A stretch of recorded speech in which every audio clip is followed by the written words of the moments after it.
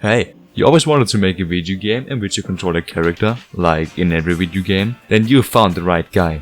Because in the next few minutes I'm going to teach you the easiest video game controls ever. So stay tuned.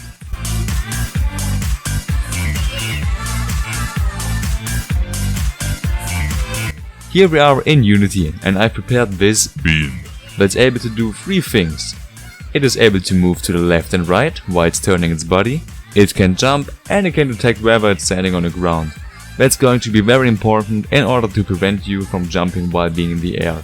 Okay, let's tackle this slow and easy. We'll give this beam a rigid body 2D that makes it so that the character is affected by gravity, and we'll also give him a collider so that the character won't drop through the floor. We'll also disable the rotation of the rigid body, because this may happen.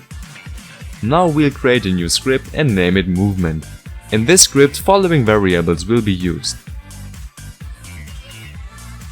Movement speed is a number that directs how fast the character will be able to move, and rotated is a bool which is able to have the state true or false. Alright, let's start programming the movement, and this in virtually 2 short lines.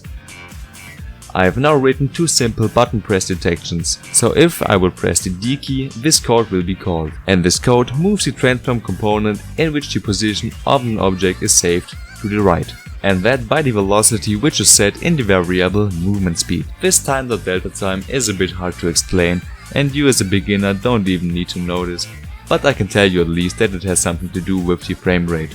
And if you test this now, we'll see, BAM!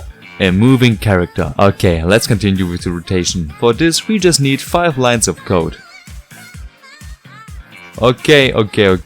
What is happening here? Very easy.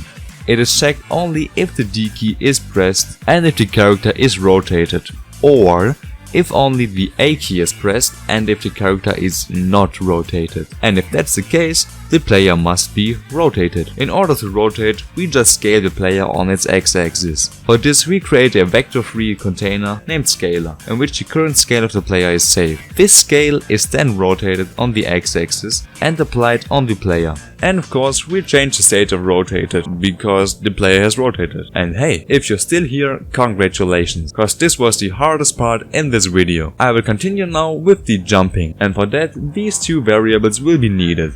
And we'll write these super easy lines of code. Here we want to know if the space key is pressed, but be careful, we only want to jump once when pressing the key and not continuous. That's why we ask about get key down. If the button is pressed, a force upwards will be applied to the rigid body of the player, which will be as strong as it's set in variable jumping power. This force will be applied in form of a single impulse. But we aren't done now, because you only want to be able to jump if your player stands on the ground. For this, all these variables will be needed, because we'll now need to detect if the player makes contact with the ground. This will be accomplished by fixing a radius on the player's feet, which detects if it's making contact with an object of a specific layer. If that's the case, the value true will be returned, and this value will be used by the jumping detection. Now the player is only able to jump when standing on the ground. Now we'll go into the scene and create a ground detector, which will be fixed on the player's feet and dragged into the slot in the script.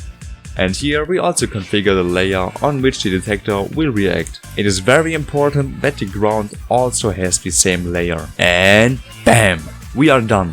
The player is now able to move freely in the scene. If the jumping is still not feeling quite right, you can adjust the gravity scale or change the gravitation in the project settings.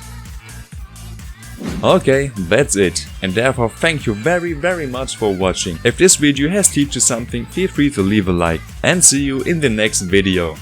Ciao!